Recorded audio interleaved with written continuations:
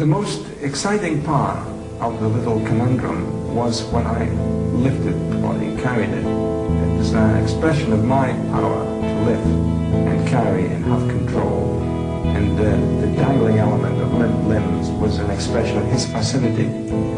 He's sick outside, and the guard hauled the body out onto the floorboards, put it on the sheet, and then cut it out. Have you watched Baby Reindeer? I have. Okay, so the chap, the music, the guy, the producer, the music guy, he thinks he's going to get a big comedy break and whatnot, doesn't he? He goes around to this guy's house, and he doesn't. I'm not going to use the word. He doesn't allow himself to be in that situation. However, after the first time he's in the situation where he gets drugged and raped and fondled, he continues to go around knowing that that's happened to him. Yeah. And continues to put himself in those situations. And, the guy in Baby Reindeer was the guy it happened to. It's the fact that he's even been able to film that is fucking heroic. But, and I suppose it's a way of him even dealing with it himself. I think maybe with Martin, he saw something in, because he said he was not like sober. He said he was a really, really nice man. So maybe he just thought, he was really, really drunk. He's got a lot of issues, but when he's sober, he's a nice guy. So I'll go back. Because again, I wouldn't assume. I just think my mates. If when you he's came drunk, around here and we were smashed and started being a bit of a prick. Yeah, and the next day I'd be like, "Well, it's fine. You were pissed." Yeah. I know it was a bit different with this because it was like with the apple knife and the gas thing, whatever. Yeah. But he probably thought, well, because if you... Well, he asked him, didn't he? Yeah, and he said, you knocked it off with your feet. And he said, I don't know, I would have done that. But that's in hindsight. You look back at everything in hindsight. Fucking hell. Yeah, we all do that. Yeah. Absolutely. Right, so Martin Duffy, after he said he recollected as being the youngest looking I'd ever seen. This is after he'd murdered him. And Duffy's body was placed upon a kitchen chair, then upon the bed on which he had been bestrangled on. The body was repeatedly kissed, complimented and caressed by Nilsen, both before and after he masturbated, while sitting upon the stomach of the corpse. I think what he's doing is getting closer and closer and closer to his victims physically. Yeah, I think one thing we've not touched on yet is the fact that he does, he's masturbating. There's always a sexual element to it. Yeah, and I think we know from his early childhood, like we struggled with being gay. Struggled with being gay. He fondled his sister for having a go. Am I gay? We're going there again. No, we're not. We'll just briefly touch on it. But he said he was fondled by an older youth, which is not named. We don't know who that was. Confusing sexuality. And then again, it's the link between what he associates as loving someone with death. Yeah, because of his granddad. Yeah, absolutely. So again, it's they're now dead, and it's that urge and that love and how do I do that on my own? Wham bam, thank you, ma'am. I'll fucking knock one out. Yeah. And I think later on we will touch on again the remorse. Was there any remorse? Was there not? And I think not even remorse for maybe his victims. I think at some points as well, he probably. I don't know, but to be a serial killer and to do all this, you go into maybe, I'm not going to say a trance, but there's probably another part of you that comes out. We can probably speak for ourselves when we're so mad, we're so angry. It could even be like the baby crying and you've got to really bite down on the dummy yourself because you think, stop crying. You all get those urges and those emotions, but as what I'm going to call in quote marks normal human beings, we don't act on them. We get over it. You stop biting down on the dummy, you put it in the baby's mouth and let them shut up crying for a minute, and you get all that stress and anger out. Where what he's doing, he's acting, he's it's and all, the drunk thing again everything. When you're drunk. When people drink, say your mum passed away the day before, and you get absolutely shit faced the one night, a lot of shit's going to come out, isn't it? God, yeah. I'll be calling her all names on it. So no, I'm joking. And people will be like, I've had it before. Years ago, I was in some bar in Devon or Cornwall playing a few gigs, right? And there was one lad. There was a group of lads outside, and we were all packing away our stuff. I just remembered this. And it was this like cocktaily bar thing. We played a little bit of music each. There's about 3 or 4 of us. Sorry, I'm going to burp. I'm going to sneeze in a minute. Go on. I know it's not coming out. It's one of them fuckers. It's lingering. But I saw these group of lads outside with 2 or 3 of my friends who I was with, and we were packing away. I was like rolling up all these wires and whatever we were doing, and I saw one of these random local lads, just because I thought they were all just hanging out outside and saying bye to each other or whatever, and one of them just went bang and pushed my mate over. So I ran outside to help, And I rugby tackled this lad to the floor, and we both sprang up, and he was swinging for me. Everyone was pulling each other away. I think I clipped him once, he clipped me once, whatever. It was a full-blown scrap, right? And it all got sorted. Everyone separated, and that was that. Adrenaline, shaky, and whatever. Went back to the bar, had a few more drinks, and tried to chill out. And we forgot about it then, right? And then about half an hour later, that lad in question who caused the whole thing just walked in. He was really, really drunk. And he came to the bar, and this other local old man said, "Oh, can I have a word with you, mate?" to me. And he brought me over to this lad. Bless you. That's it, just one, I think. It's all right, we'll keep it in. Brought you over to this young lad? Yeah, he brought me over to this young lad who caused the fight, and like he pulled me over, and I was face to face with this lad, and I was thinking, what the fuck's he doing here? And he said, "Oh, I just want you to shake hands," and he said, "Oh, I think he said his mum had died the day before." And I said, I think I said something like, "I understand, that could cause." Go on, you're gonna sneeze again. You got hay fever. Oh my God, no, I don't have hay fever. I don't think I do. No, it's gone. Fucking sneezes, man, sneaky bastard. Yeah, so he had us confront each other. We shook hands, and he said his mum had died, and I shook his hand and said, "Yeah, whatever, I wasn't fussed." But thinking about it, I mean, some people, you could have something really tragic happen in your life and get really drunk and just cry, drown your sorrows. But then, like this one guy in particular, he just let it all out. And his mates had come over to me afterwards and said, "Listen, mate, there was nothing personal. He just wanted to fight someone because he was so angry about life. So it was nothing personal." So we're getting onto this fact where he's got so much trauma in his head and he's drinking, which brings it all out. And he doesn't want people to leave. Again, we're touching on it again, saying the same thing, but that's what it is. And people go through really horrific things. Exactly. And I think what we were saying before is... I think people all have different triggers. Mm-hmm. You could really annoy someone, poking them in the arm. Yeah, poking them, and they might go mad after 10 seconds. But someone like me personally, I suppose, you could poke me for quite a while, and then I just go, "Come on now, stop." It's a bit irritating, but I wouldn't go absolutely fucking mental. Yeah. And a lot of people, if they do go mental, yeah, it is a bit annoying, isn't it? But some people, if they've got real deep issues, would fly off the handle. But some people might go, "You know what? My issues got nothing to do with this poking in my arm." Yeah. But Dennis has, to me, really not that much trauma. But people, it affects them in different ways. I was just about to say, to you or to anybody else, maybe not that much trauma. You could be... for him, no dad in his life. Yeah. Mum, brother teased him.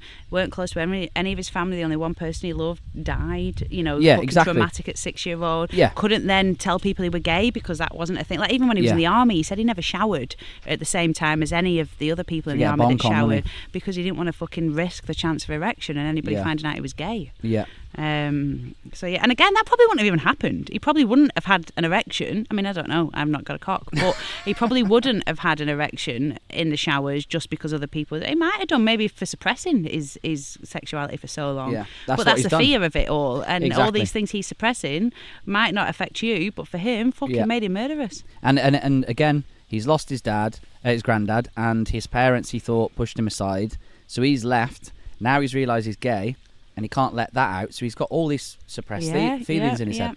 Right, so we're carrying on with Martin Duffy. Is it still following Duffy's murder, Nilsen began to kill with increasing frequency.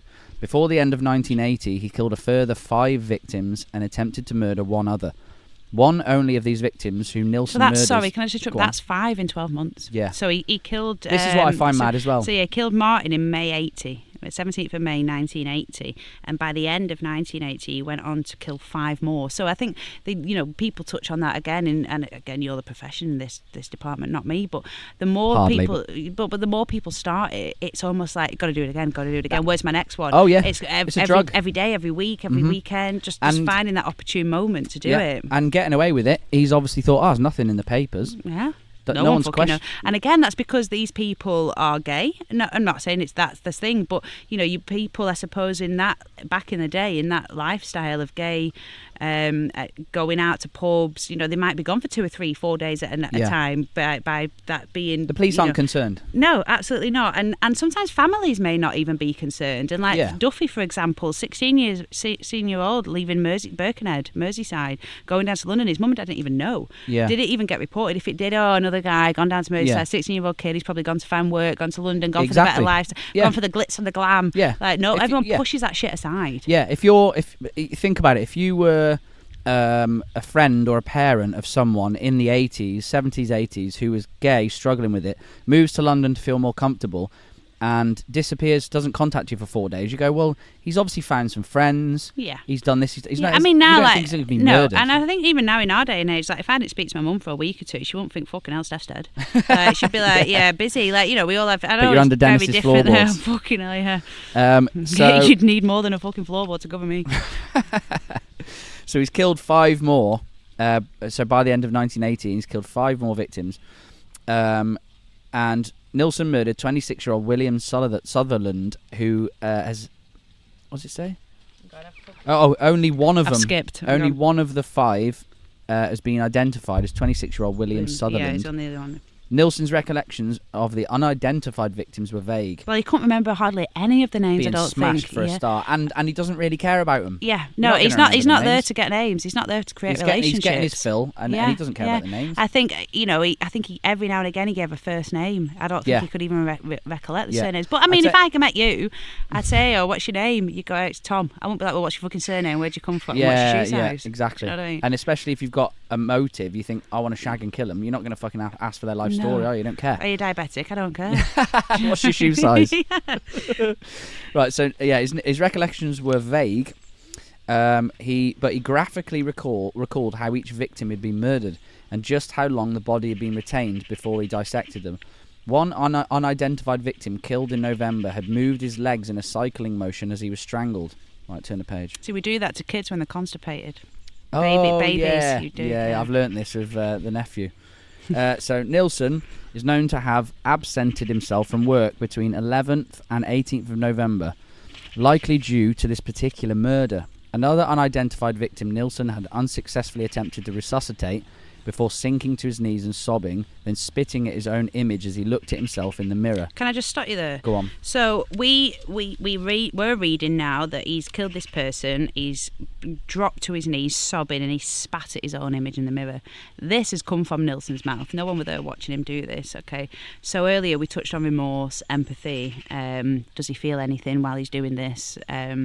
And I think this is one of the things we only know because he's told us he did. Now, do we decide that that's true and he did? Yeah. I think personally, trying to make him feel sorry for him. Yeah, and I think what I also try to do, and I think you're probably the same, because we are, again, I'll bracket this, normal people, we are trying to think, if that was me, would I be remorseful? Would I be this? Would I be that? And you always think people are remorseful, they're empathetic, you know, they do something, they make a mistake, they apologise, you know, they won't do it again, etc., etc. Part of me thinks like he probably did. Like, you know, we talked before about getting this, not another personality or where you're in a trance or whatever, but they probably are, you know. You're doing all this, you're in a rage, you're in a trance, you've got to get this done, fulfill that urge to do it, and then afterwards actually look back, step aside, see this dead body in front of you, think, what the fuck have I done? Yeah. You know, and there's that's that drop into his knees, sobbing, spitting at his own image. You fucking disgusting prick! Have you just done this? Yeah. And you know, and that even sounds Scottish. Murder. But again, I always think, what if he was sober? What if he didn't drink? Would this even happen? I'm not saying it's due to the drink, but obviously that is a massive factor. Absolutely, I think that probably gave him the fucking balls to do it. Yeah. But at the same time, I do strongly also feel he still would have done it with or without the drink. Yeah, maybe not as frequently, maybe not as many. Maybe there would only be. I mean, he got convicted. I think it was on 6 counts of murder and 2 attempted murder. However, he's admitted to at least 16. So maybe, you know, and again, that'll just be due to lack of evidence that they couldn't actually convict him. Because he can confess all he likes, but they need full-blown proof. Well, it's like people. Again, as I say, you probably know people that it's like they say they watch it in the news and they're fucking tapped in the head and go, "Oh, that was me. I did that, and I know that her pants were up there and I strangled her here," because they see it in the news. They want that glory for whatever fucking reason. Weren't even them. We're even fucking them. It's when people like lonely people that falsely confess. It's like you could go to prison for life for that. Like, well, people know who I am. I get 3 square meals a day in a bed. It's like it's fascinating to me, the John Lennon murder, right? because the guy that did it. I went. I don't know about it, but I'll let you speak. Do you not? No. So, Mark David Chapman, his name was, right? He was from Hawaii, and he was a huge, massive Beatles fan, and completely obsessed. And from what I know is that he apparently believed that they were individually evil, and he had to rid them of the world. Of course, he fucking did. Yeah, exactly. And long story short, he went to the Dakota Building in New York, where John Lennon lived, where loads of fans would hang out all day, every day, try and meet him and that. And one day, John Lennon and Yoko were coming back from like a recording session or something, and Mark David Chapman was there and asked for an autograph, right? And the last photo ever of John Lennon is a picture of him signing an autograph on a record or something with this dude, and that's Mark David Chapman. Killed him. And then later on that night, he came back from a meal or something, got out of his limo, went into the building, and he was like, "Hey, John," got into a stance, like a military stance, and shot him like 3 times in the back or something it was, killed him. And what makes me think, so the reason, because there's interviews with him in prison and stuff, from like, was it Barbara Walters, this American like chat show type woman, like her news presenter or whatever she was. Not quite Oprah Winfrey, but you know. No, like a white version, boring vanilla white version, like. And she asked him, "Why did you do it?"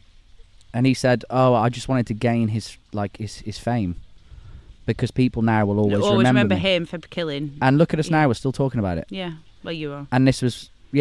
Some of us don't know. This was 45 years ago, yeah. And I'm still saying his name. Yeah. And that's what he wants. What does that say, Tom? Do you want me to read it? Yeah.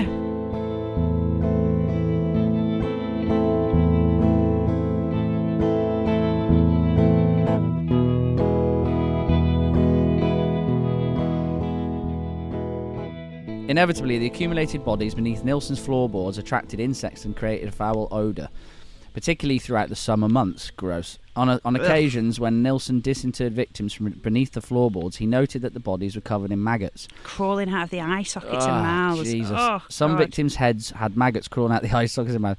He placed deodorant beneath the floorboards and sprayed insecticide about the flat twice daily, but the odour of decay and the presence of flies remained. I mean, imagine what kind of guy you'd have to be to walk into your own residence, your own bedroom. You know, it's a flat, it's a small fucking 1-bedroom flat. And everyone else in is going to smell it eventually. Yeah, I mean, he was on, you know, to walk into that flat, to know that you have to spray deodorant and get insecticide. Yeah. You know, putrid.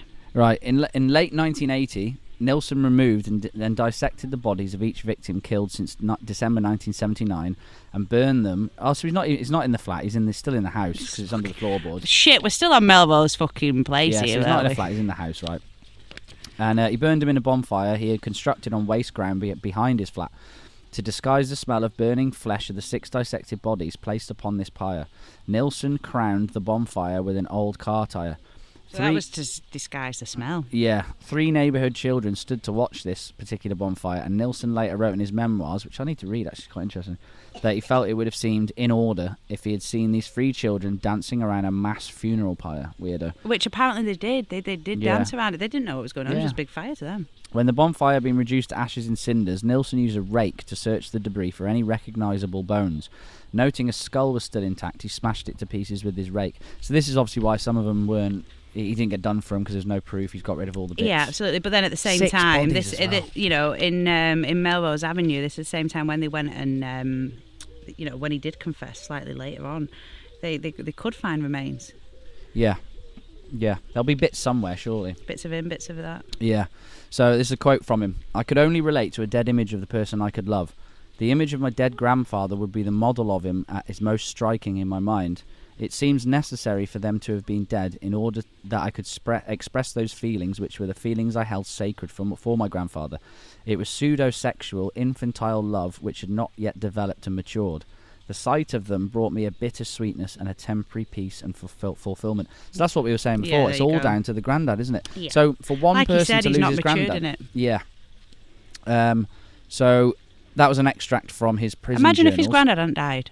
at that age, Yeah, or if he'd lived a little longer and his mum had And he fucking understood traumatised him. Yeah, understood it a little bit more. And his mum had traumatised him. So do you want to see your granddad? Yeah. Thinking that he's sorry, one sec. James. He's starting the barbecue. All I can hear is that rubbing in here. It's all right. But yeah, imagine, your mum hadn't brought you in to think, oh, your granddad sat there on the sofa or whatever, and found that. And it's just fascinating the fact we that never would have been talking today about Dennis exactly, Nilsen. it's stuck with him. I reckon it's it's probably one of the only factors. Yeah. On or about 4th of January 1981, Nilsen encountered an unidentified man who he described for investigators as an 18-year-old blue-eyed young Scot at the Golden Lion pub in Soho. He was lured to Melrose Avenue upon the promise of partaking in a drinking contest. See, booze again. After Nilsen and this victim had consumed several beverages, Nilsen strangled him with a tie and subsequently placed the body beneath the floorboards.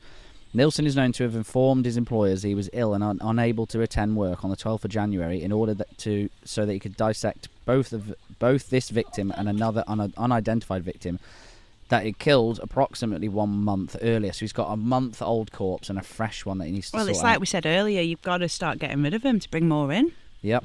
By April, Nilsen had killed 2 further unidentified victims, one of whom he described as an English skinhead who he had met in Leicester Square.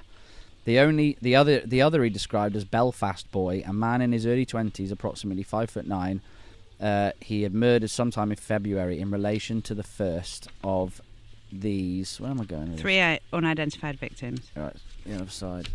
Okay. He later casually reflected, end of the day, end of the drink, end of the person. Floorboards back, carpet replaced, and back to work at Denmark Street. Wow, that's fucking... I think I played that's a gig cold. in Denmark Street. That's weird.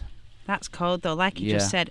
Oh, yeah. At the end of the day, it gets dark. But for the end of the day, for Dennis Nilsen, end of the day, end of a drink, bam, wham, bam, thank you, ma'am. You're in the fucking that was like a normal routine. Lift the floorboards up, carpets replaced, bam, back to work next day. Yep. He discarded these innards both upon the waste ground behind his flat and in his household rubbish. Imagine that, just like you're a bin man, you found a brain in there. Like. Well, the thing is, though, they weren't fucking looking back then, were they? Nowadays, Christ, I put a plastic bottle in my bin and I'm getting fucking fined. You get fined, yeah. Jesus. Right, so the final victim to be murdered at Melrose Avenue was 23-year-old Malcolm Barlow, who Nilsen discovered slumped against a wall outside his home in 1981. When Nilsen inquired as to Barlow's welfare, he was informed the medication Barlow was prescribed for his epilepsy had caused his legs to weaken. Nilsen suggested that Barlow should be in hospital and, supporting him, walked him to his residence before phoning for an ambulance. The following day, Barlow was released from hospital and returned to Nilsen's home, apparently to thank him. He was invited in and, after eating a meal, began drinking rum and coke before falling asleep on the sofa.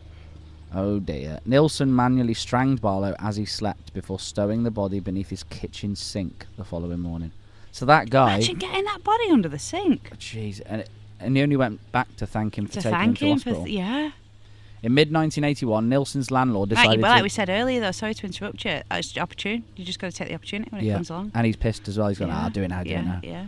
In mid-1981, Nilsen's landlord decided to renovate Melrose Avenue and asked Nilsen to vacate the property. Nilsen was initially resistant to the proposal, but accepted an offer of £1,000 from the landlord to vacate the residence. The grand back then, I bet that was money, that. Yeah, in 1981. He moved into an attic flat in Cranley Gardens in the Muswell Hill district of North London in 1981. The day before he vacated the property, Nilsen burned the dissected bodies of the last 5 victims he had killed at this address upon a third and final bonfire he constructed in the garden behind his flat. That's heavy, that, though. Still having 5 bodies to get rid of. He's just got to, You know what I mean, but exactly, he's got to get out quick, but he's let 5 accumulate. Mm-hmm. That's fucking... Nilsen ensured the bonfire was crowned with an old car tyre to disguise the smell again. Nilsen had already dissected the bodies of these 4 victims and needed only to complete this dissection of Barlow for his 3rd bonfire. Yeah, so that and it's like we've talked about, he dissected them for easy disposal. Yeah. I suppose if he had a fucking 12-bedroom mansion, they'd all be propped up in beds. Yeah. They'd all be in there. There'd be no floorboards to hide them under. He wouldn't want to. Yeah, apparently Jeffrey Dahmer said his first...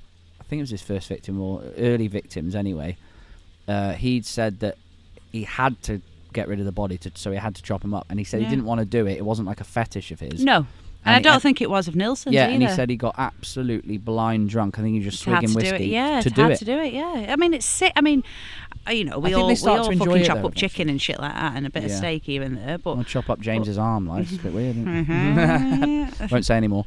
Right, now he's moved to Cranley Gardens. This is the flat that I saw on Rightmove. Yeah, and this is you did see it on Rightmove. But I suppose, you know, if the flat's still there, people got to live in it. Yeah, it was going for a bit cheaper, like. I bet it fucking was. I bet the bloodstains are still at floorboards. Aren't you legally? I think you're legally obliged to tell people there's been a murder. Yeah, I think so. So we've got Cranley Gardens if you want to go from there. At 23 Cranley Gardens, Nilsen had no access to a garden and he resided in the attic flat. He was unable to stow any bodies beneath the floorboards at this point. For almost 2 months, any acquaintances Nilsen encountered and lured to his flat were not assaulted in any manner, although he did attempt to strangle a 19-year-old student named Paul Nobbs on the 23rd of November 1981, but he stopped himself from completing the act.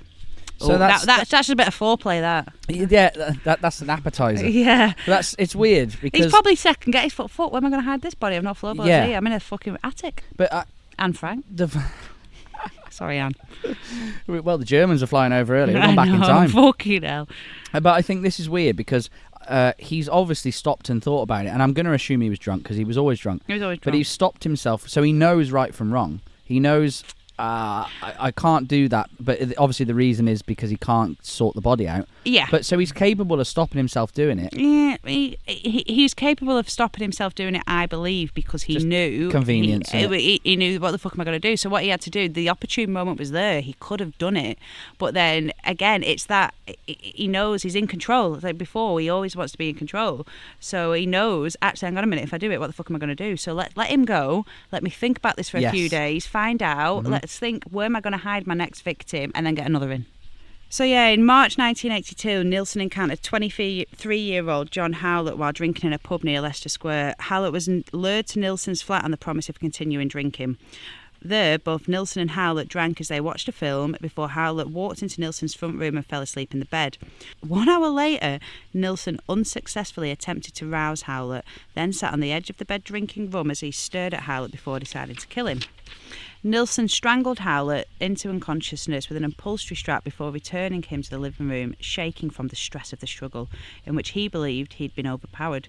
On 3 occasions over the following 10 minutes, Nilsen unsuccessfully attempted to kill the victim after noting he'd resumed breathing, before deciding to fill his bathtub with water and then drown him. For over a week following Howlett's murder, Nilsen's own neck bore the victim's finger impressions. So that just goes to show how strong or how much fight Howlett had in him. Yeah. You know, Nilsen struggled to get him to a state. He was so stressed. I was so stressed. I was shaken. So Cranley Gardens, Moswell Hill. Nilsen occupied an attic flat. His practice of flushing dissected body parts down the lavatory led to his arrest. So the dumb fuck blocked the drains. What a moron. In May 1982, Nilsen encountered Carl Stotter. This is the one that got away. On the documentary. Yeah. A 21-year-old gay man, as the young man drank at the Black Cat pub in Camden. Nilsen engaged Stotter in conversation, discovering he was depressed following a failed relationship. After plying him with alcohol, Nilsen invited Stotter to his flat, assuring his guest he had no intention of sexual activity. At the flat, Stotter consumed further alcohol before falling asleep upon an open sleeping bag. He later awoke to find himself being strangled, with Nilsen loudly whispering, "Stay still." That is very creepy. Well, it is. It is to know that following this, and Stotter got away 3 days later, may I add, which I'm assuming we're going to read in a minute. Just how fucked up that must be. Yeah, this is a strange bit. This is. In his subsequent testimony at Nilsen's trial, Stotter stated he initially believed Nilsen was trying to free him from the zip of the sleeping bag. Because you're drunk, aren't you? So you're a bit out of it. You're sleeping. You don't really know what's going on. Yeah. So he returned to a state of unconsciousness. He then vaguely recalled hearing water running before realising he was immersed in the water and that Nilsen was attempting to drown him. After briefly succeeding in raising his head above the water, Stotter gasped the words, "No more, please, no more," before Nilsen again submerged Stotter's head beneath the water. Believing he had killed Stotter, Nilsen seated the youth in his armchair, then noted his mongrel dog Bleep licking Stotter's face. Nilsen realised he was still barely alive. He rubbed Stotter's limbs and heart to increase circulation, covered the youth's body in blankets, then laid him upon his bed. When Stotter regained consciousness, Nilsen embraced him. He then explained to Stotter he had almost strangled himself on the zip of the sleeping bag and that he had resuscitated him. What? Well, I think it's, as we know, it's like, we've watched a documentary, so it's like Stotter said, at the time, they've gone there, they've had drinks, they've had this or that. He's then awoken, pissed, to find himself being strangled and trying to be killed off Nilsen. And in and out of consciousness, you don't know what you really, like, if you get knocked out and wake up, you forget all of it, don't you? Oh, yeah, it's yeah. It's just the before and after, nothing in between. Yeah, absolutely. So if he's in and out of consciousness in the water and then he wakes in a bed, he's like, what happened? Did I dream that? So he probably did. He obviously believed it. We all think we've all been there where we've had a drink or whatever, or you know, what happened last night? Yeah, and you think, shit, did I dream that? Was that real? Did I say that? Like, did I have a shit in the alleyway? Apparently I did. You probably did. But no, so he protested. I think. Well, okay, so I'll carry on reading before I carry on talking. Over the following 2 days, Stotter repeatedly lapsed in and out of consciousness. When Stotter had regained enough strength to question Nilsen as to the recollections of being strangled and immersed in the cold water, Nilsen explained he had become caught in the zip of his sleeping bag following a nightmare, and that he'd placed him in the cold water because you were in shock. Right. Nilsen then led Stotter to a nearby railway station where he informed the young man he'd hoped they might meet again before he bade him farewell. So he led this poor chap to believe that, like you say, you know, you've had a drunken night, you're doing this, that, you're in and out of consciousness, and you got so stressed and caught up in your zipper of the sleeping bag. I had to get you in the bath. You was in shock. What else could I do? Yeah. Fucking guy, we're getting strangled and drowned. and like, I'm not laughing. I'm just laughing. No, at you. I know. Sorry, I am fucking hilarious, by the way. You are. And again, you wouldn't assume someone was trying to kill you. No. And especially after you're awake, you raise from your sleep. You're there for 3 days. In a nice little bed. You think, what the fuck happened there? You know, you've got extra blankets around you to what you fell asleep with. He can't have strangled me because now I'm in a bed. Exactly. You know, it almost sounds plausible, doesn't it? You know, you've been entangled in this sleeping bag. You was almost strangling yourself. I didn't know what to do. I chucked you in the bath. You know, just a bit of cold water over you. Got you back. Got you some more blankets. Made sure you was all right. Yeah, he's probably woke up and gone, fucking hell, that was a weird night. That was. I bet fucking Nilsen thought, fucking hell, I'm not letting that happen again. No, he went from London. So he went Scottish. He was Scottish. Fucking hell, I'm not going to let that happen again, laddie. 3 months after Nilsen's June 1982 promotion to the position of executive officer in his employment, he encountered a 27-year-old named Graham Allen attempting to hail a taxi in Shaftesbury Avenue. Allen accepted Nilsen's offer to accompany him back to Cranley Gardens for a meal.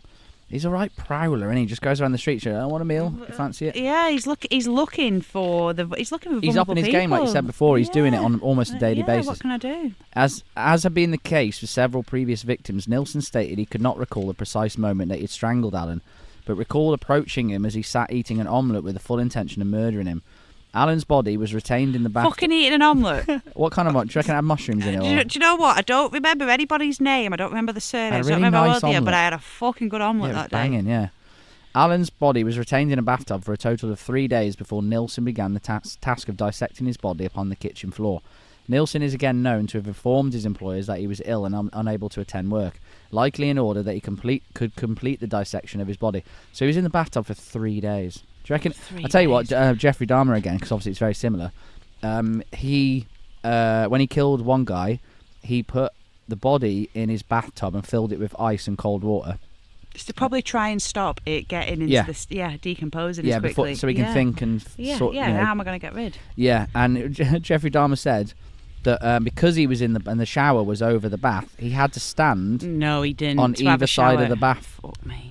Have a really quick hot shower and then do one whilst his dead body's in his bath. It's nuts. You'd have a fucking Mexican shower either. You'd just fucking get a baby wipe and just spray deodorant. Wash your balls in the sink. Yeah, if people can drown other people in the sink, I'm sure you can fucking wash your balls. Yeah, go to a gym. Yeah. On January 26, 1983, Nilsen killed his final victim, 20-year-old Stephen Sinclair. Sinclair was last seen by acquaintances in the company of Nilsen walking in the direction of a tube station. At Nilsen's flat, Sinclair fell asleep in a drug and alcohol-induced stupor in an armchair as Nilsen sat listening to the rock opera Tommy. That's pretty cool. That's a good album, right? I'll take your word for it. Nilsen approached Sinclair, knelt before him, and said to himself, "Oh, Stephen, here I go again." Here I go again. What a pain in the ass this is. It's like putting your bins out on a Friday. Here we fucking go again. Do you know what I mean? Because they're objects to him. So that's, yeah. Just goes to show how unattacked, it's just... completely. Before strangling Sinclair with a ligature constructed with a necktie and a rope. Noting bandages upon each of Sinclair's wrists, Nilsen removed these to discover several deep slash marks from where Sinclair recently tried to kill himself. I bet when he saw them, he thought, fucking hell, I shouldn't have done this to him. He's already fucking tried himself. I'll just watch him do it. Fucking freebie there. Following his usual ritual of bathing the body, Nilsen laid Sinclair's body upon his bed, applied talcum powder to the body, then arranged 3 mirrors around the bed before himself lying naked alongside the dead man. Several hours later, he turned Stephen's head towards him before kissing his body on the forehead and saying, "Good night, Stephen."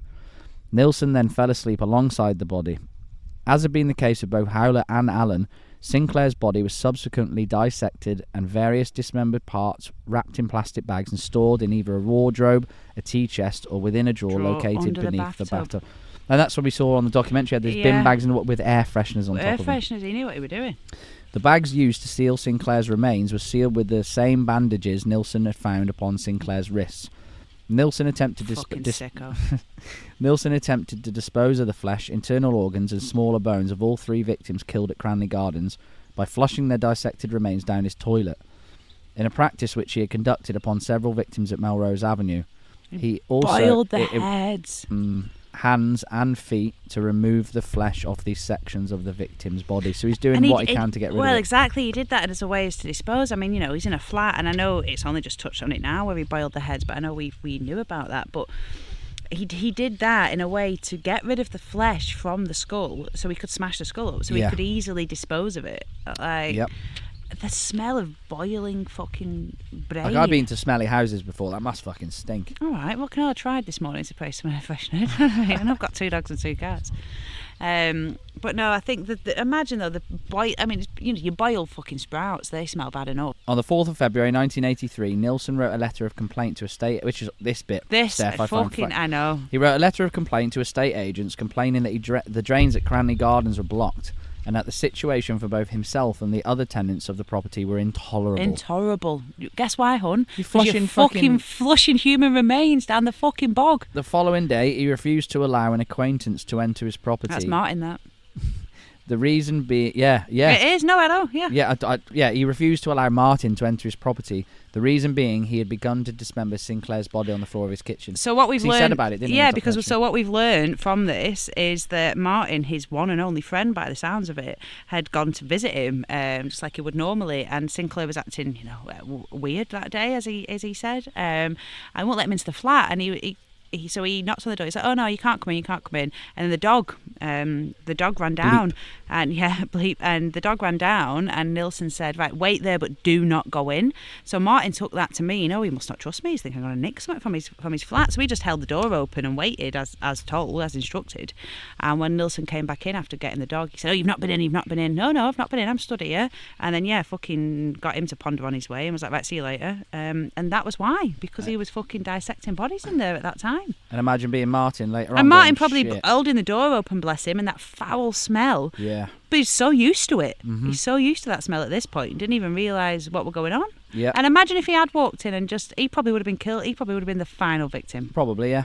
We're going to skip ahead because guess how long it's been? It's been too long. 2 hours. No, it's not, Tom. Dead on 2 hours now. That's Told you how easy I know, it is, but isn't it, when you get going? That's why I waffle on. In an interview conducted on the 10th of February, Nilsen confessed that there were further human remains stored in a tea chest in his living room, with other remains inside an unturned drawer in his bathroom. The dismembered body parts were the bodies of 3 men, all of whom he had killed by strangulation, usually with a necktie. One victim he could not name, another he knew only as John, the guardsman, and the third he identified as Stephen Sinclair. He also stated that beginning in December 1978, he had killed 12 or 13 men at his former address, 195 Melrose Avenue. As we know, we just spoke about them. Nilsen also admitted to having unsuccessfully attempted to kill approximately 7 other people. Jesus. 7 that is probably reported. Some would have reported and some probably wouldn't have reported. 7 other people who had either escaped or on one occasion had been at the brink of death but had been revived and allowed to live. A further search for additional remains of Cranley Gardens on the 10th of February revealed that the lower section of a torso and 2 legs stored in a bag in the bathroom, a skull and a section of torso and various bones in a tea chest. The same day, Nilsen accompanied the police to Melrose Avenue, where he indicated that 3 locations in the rear of the garden where he had burned the remains of the victims. So as we know, although he had the bonfires in at Melrose, the remains were that he was able to say that was one bonfire, that was another, and that's where they fucking raked him up and found him. And that's why he only got convicted of 6 murders and 2 attempted, because there just wasn't enough evidence. There just weren't enough. They're the 3 people his last residence, the Cranley Gardens. Okay, yeah, there was three people there, but they just couldn't do him for the rest of it.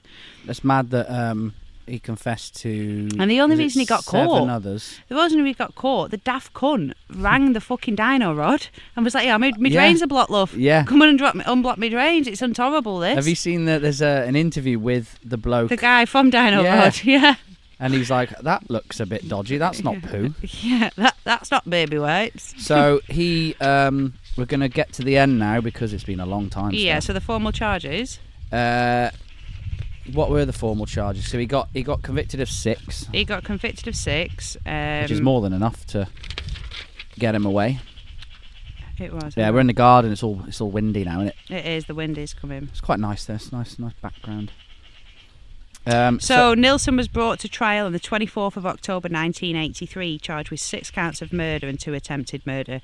He was tried at the Old Bailey before Mr. Justice Crom Johnson and pleaded not guilty on all charges. Not guilty after confessing, though. Nuts, you fucking sicko.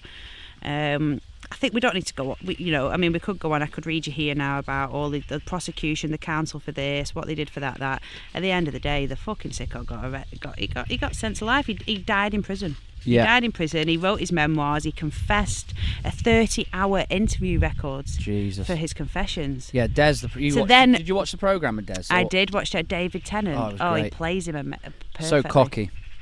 So we're getting to the end. So he was sentenced to life imprisonment on the 4th of November 1983 with a recommendation that he serve a minimum of 25 years. 25 for 6 people and 2 attempted, and so, you've admitted to 16, 15. Yeah, so imagine, like, 25 years. For some, if he was a perfect inmate, he did things be out in to 12 and a half. Yeah, or like even 25, and then he goes on to live a normal, whatever life, after killing 6 people. Just because he fancied it. Yeah. Minimum of 25 years. This recommendation was later changed to a whole life tariff. There we go.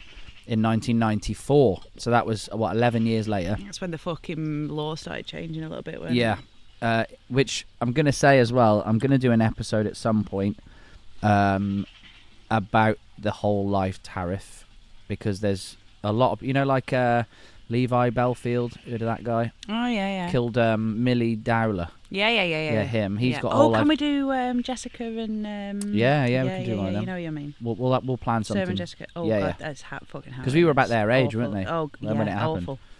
So I'm going to do a whole life tariff episode at some point, because there's a lot of people that are very... And I want to do where they've been reduced from whole life tariff to something less, because they realised that they didn't do something, as bad as what they thought, and like more evidence that comes to light later on. Anyway, that's a future episode. Okay. But he got a whole life tariff in 1994. In his later years, he was imprisoned at HM Prison Full Sutton in the East Riding of Yorkshire, and thank God he died in hospital in 2018 of pulmonary embolism. Yeah. And a retroperitoneal hemorrhage, which occurred following surgery to repair an abdominal aortic aneurysm. Yeah. See you later, Dan. See you later. So I'll end that show with a fuck you, but have a nice day. Well, thanks for talking to me, Steph. We'll do it again sometime. No, thank you for having me. And I'm sorry that I've just fucking allowed it to go on for as long as it has, but it's been very good. I know, yeah. We got 2 hours of this. We have. We're just going to edit it down. It's going to be 30 minutes. No one wants to listen to my voice. Cheers, Steph. Cheers, Tom. 2 hours!